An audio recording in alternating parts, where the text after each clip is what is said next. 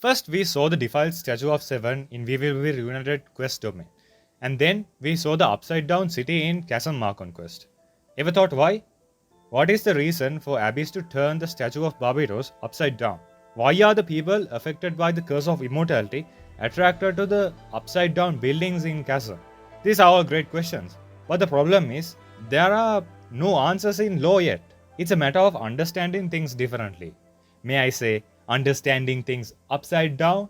It has a lot to do with the location of these two scenarios. Gravity. Gravity is a natural phenomenon by which all things with mass or energy, including planets, stars, galaxies, and even light, are attracted to one another. Hi, I'm Megaman, and this is Ram Fuzzy. Oh, and if you are not caught up to the current Archon quest, don't bother. Go do all the quests and come back. Because in my theories, I pull things from everywhere subconsciously. So unless you want to get spoiled, get out. But do subscribe, cause then it'll be easy for you to find the video and others again. Genshin's world is not as easy to understand as it looks. Law might give hints to what happened, but there's a limit to that too. Just think about it.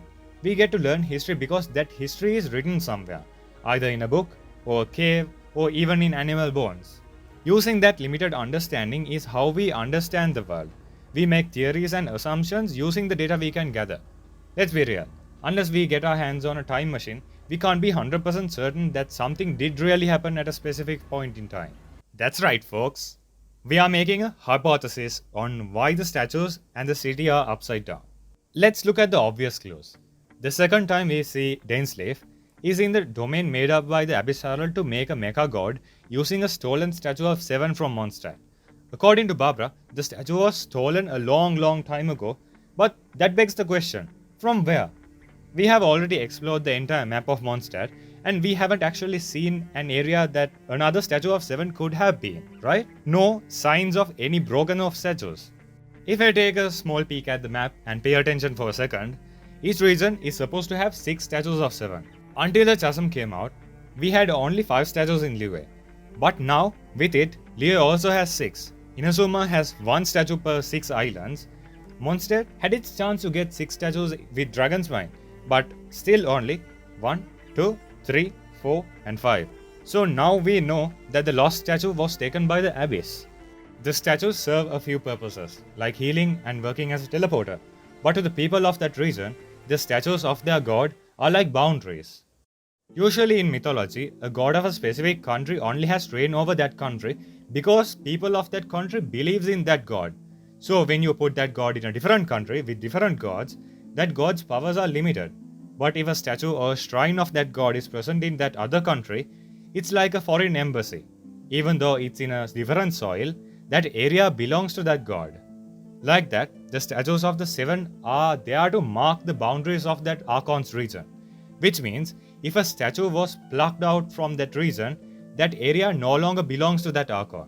If you go to Jean's office, there is a map of the entire Mondstadt. According to that, and just using my eyes properly, I'd say the statue was taken from the northeast from Stormterror's lair and northwest of Stormbearer Mountain.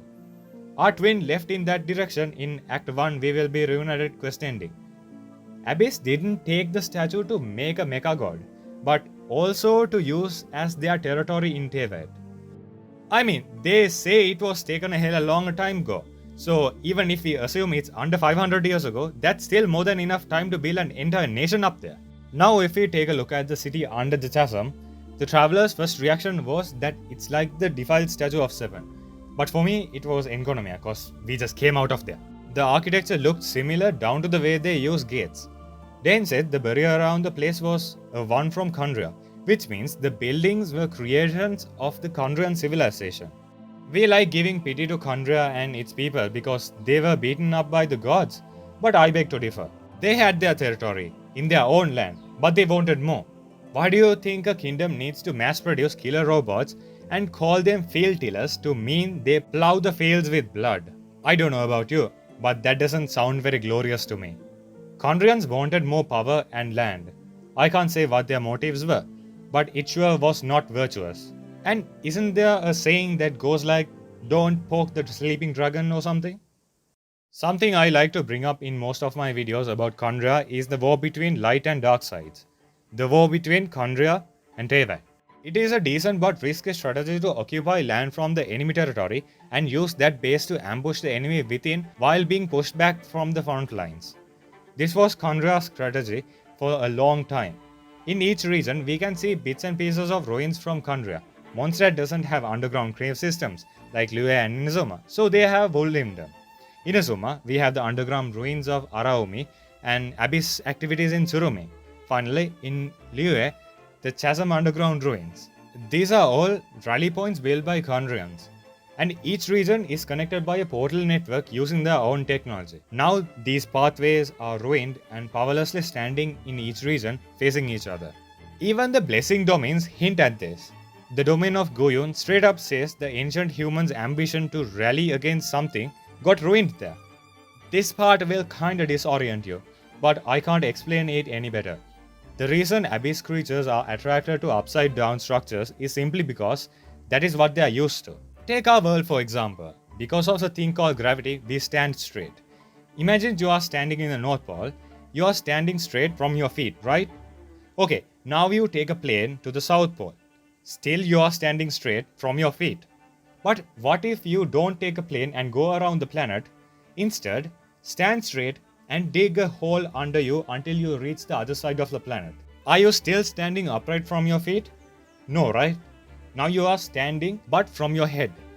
You went around the world and got to the same place as you dug down and got. But how you see things after you reach that same location is upside down. Khaenri'ah is a country directly below Teyvat, separated by the Dark Sea. So for them, the orientation they are in is upright. But for someone from the opposite side, it's upside down.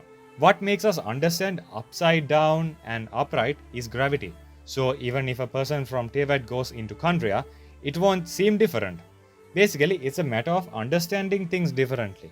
Only we who are looking at it in a 2D plane can understand it, cause we are unaffected by the gravity of the Genshin world.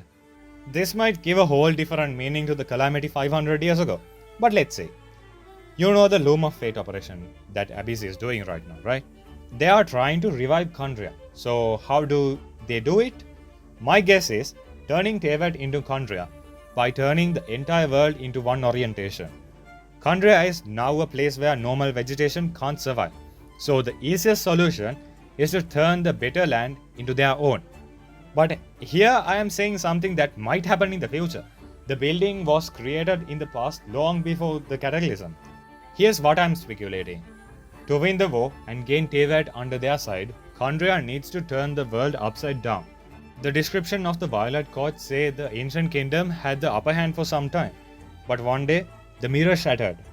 Khaenri'ah might have used some device to change the orientation of the place to suit their needs, like a mirror that reflects the area to their liking. But 500 years ago, the primordial gods snapped and sent down the nail to their strongholds and archons to smaller settlements.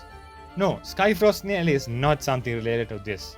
It happened some time ago because Vendagnia messed up, according to popular opinion. But who knows, the chasm nail didn't freeze the area, and the theoretical nail in Tsurumi didn't freeze the area, and the nail was stuck in ice unlike how it should be. Also, Durin, who was originally from Khaenri'ah, did a rampage in this place unnaturally around the same time. They had to change the building orientation to their motherlands because whatever the power they use only worked when things are upside down in Teyvat.